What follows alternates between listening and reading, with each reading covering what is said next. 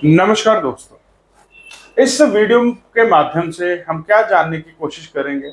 हम जानने की कोशिश करेंगे कि 90% ऑफ द वास्तु कंसल्टेंट जो मेन वास्तु दोष है उसके ऊपर ध्यान क्यों नहीं देते, या उस दोष को वो एक बहुत छोटा सा वास्तु दोष मानते हैं और उसके ऊपर कार्य नहीं करते। सबसे पहले एक वास्तु कंसल्टेंट या जो भी वास्तु की नॉलेज रखता है वो काम कैसे करता है। आप लोग शायद मुझसे एग्री हो, डिसएग्री हो, आप कमेंट्स के अंदर जो भी आपके प्रश्न है, आपका जो भी फीडबैक आप डाल सकते हैं। फॉर एग्जाम्पल, ये हमारे पास एक मैप है घर का और हमने इसका वास्तु करना है। हमने ग्रिड नहीं लगाया, लेकिन मैं आपको डायरेक्शंस बता देता हूं। ये नॉर्थ डायरेक्शन है, ये साउथ डायरेक्शन है, ये आपकी ईस्ट डायरेक्शन हुई और ये आपकी वेस्ट डायरेक्शन हुई। अब जब हमने एज अ डायरेक्शंस मार्क की तो हम छोटी छोटी चीजों का ध्यान रखते हैं। छोटी छोटी चीजें बहुत बड़ी चीजें हैं वास्तु के अनुसार, जितनी रील्स बनती हैं वो सारी चीजों को हम देखते हैं। यहाँ तकरीबन नॉर्थ ईस्ट के अंदर पूल आया, बहुत अच्छी बात है। ये किचन जो है आपका तकरीबन तकरीबन ईस्ट साउथ ईस्ट में चला जाएगा। ठीक है, हम इसकी रेमेडीज कर देंगे। आपका मास्टर बेडरूम जो बेडरूम है साउथ में चला गया, वेरी गुड। लिफ्ट जो है आपकी यहाँ पे साउथ वेस्ट में या फिर साउथ वेस्ट में, जो भी जहीं पे आएगी। मास्टर बेडरूम आपका साउथ वेस्ट में चला गया, बिल्कुल ठीक है। एंट्रेंस यहाँ पे आपकी तकरीबन W7 या W8 की आनी चाहिए अगर हम उसे ग्रिड में करेंगे। तो हमने बहुत सी चीजें यहाँ पे मार्क कर ली, ठीक है। बहुत सी चीजें सही है, बहुत सी चीजें गलत है। स्टेयर्स को हम मार्क कर लेंगे, क्लॉकवाइज है, एंटी क्लॉकवाइज है, एंट्रेंस कौन सी आ रही है, वो सारी चीजें ग्रिड लगा के हमने मार्क कर ली। एज अ वास्तु कंसल्टेंट अब मुझे आप बताइए कि इसमें से कौन सी चीजें सबसे पहले ट्रीट करनी चाहिए। तो हम कहेंगे किचन को ट्रीट करेंगे जी। किचन क्या एक प्रॉब्लमेटिक जोन में आ रही है? कैसे? ये नॉर्थ था, ये साउथ था, ये ईस्ट था और ये वेस्ट था। तो किचन तकरीबन प्रॉब्लमेटिक जोन में आएगी। बेडरूम ठीक है जी। लिफ्ट प्रॉब्लमेटिक जोन में आएगी, इसे ठीक करेंगे। यहाँ के जो वॉशरूम्स हैं वो कहाँ कहाँ पे अगर प्रॉब्लमेटिक है, तो यहाँ पे अगर देखे जाए तो ये साउथ साउथ वेस्ट में वॉशरूम आएगा, हम इसे ठीक मान लेंगे। ठीक है, मास्टर बेडरूम ठीक है। मेन एंट्रेंस जो गलत है उसे देखेंगे। पाउडर रूम, पूजा रूम नॉर्थ में दे दिया गया, बिल्कुल ठीक है। तो तकरीबन हम जो छोटी छोटी चीजें उन्हें हम ट्रीट कर देंगे इसके अंदर। अब मुझे सिर्फ एक बात का जवाब दीजिए, क्या ये सारी चीजें जो हमने की वो सही वास्तु हो गया? क्या हम कह सकते हैं कि 110% वास्तु कंप्लाइंट हो गया? चीजें कौन कौन सी की मैं आपको बताता हूँ। एंट्रेंस हमने ट्रीट कर दी, किचन हमने ठीक कर दी, वॉशरूम हमने ठीक कर दिए। अगर कोई मास्टर बेडरूम प्रॉब्लमेटिक है उसे हमने ठीक कर दिया। ब्रह्म स्थान को खाली करवा दिया, आगे पीछे बराबर जगह छोड़ दी। पूल जगह, मंदिर सही जगह आ गया। डस्टबिन, लिफ्ट, क्लॉकवाइज सीढ़ी, एंटी क्लॉकवाइज सीढ़ी, ये सारी चीजें हमने ट्रीट कर दी। अब आप इसी समय जहां तक ये वीडियो पहुंची है, अगर मुझे आप कमेंट करोगे कि अभी तक हमने जो वास्तु किया, क्या वो हमने 110% एक वास्तु कंप्लायंट घर बना दिया? ये आपकी नॉलेज जहां तक है, मेरी नॉलेज जहां तक है, वहीं तक हम बात करेंगे। लेकिन हाँ, अगर मैं 90% ऑफ द वास्तु कंसल्टेंट से बात करूं तो वो कहेंगे यस कि हमने एक वास्तु कंप्लायंट घर बना दिया, बिल्कुल सही है। लेकिन अब बात आती है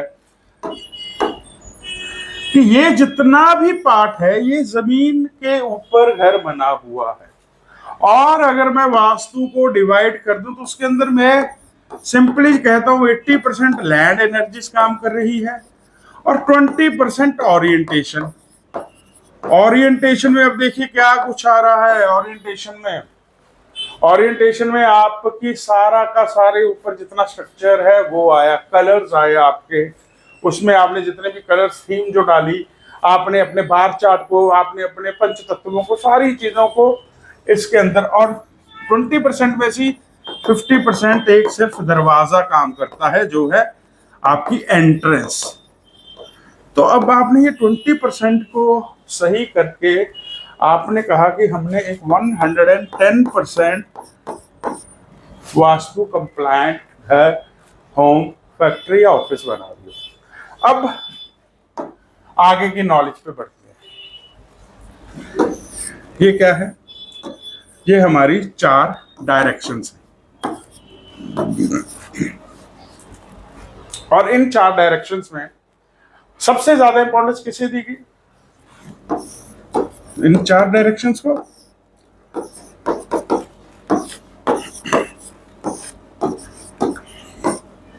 क्यों? क्योंकि इसे ईशान कोण कहा, इसे अग्नि कोण कहा, नृत्य कोण कहा और वायव्य कोण कहा गया। कोण, कोण का मतलब क्या होता है? कॉर्नर, कुंजा, यानी कि 2 डायरेक्शन जब अलाइन होती है उसके बीच की जो डायरेक्शन है वो कोण बन जाता है। और जहां से एनर्जी ट्रेवल करती है सबसे ज्यादा स्रोत एनर्जी का इन कॉर्नर्स में आता है, इन कोन्स के अंदर है। इसलिए नॉर्थ से पावरफुल नॉर्थ ईस्ट है, ईस्ट से पावरफुल साउथ ईस्ट है, साउथ से पावरफुल साउथ वेस्ट और वेस्ट से पावरफुल नॉर्थ वेस्ट है। क्यों? क्योंकि ये 2 दिशाओं का मेल है। इसके अंदर नॉर्थ की भी पावर है, इसके अंदर ईस्ट की भी पावर है, इसमें ईस्ट की भी पावर है, इसमें साउथ की भी पावर है, इसमें साउथ की भी पावर है, इसमें वेस्ट की भी पावर है और इसमें वेस्ट की भी पावर है, इसमें नॉर्थ की भी पावर है। और इन्हें कोण ही क्यों कहा गया?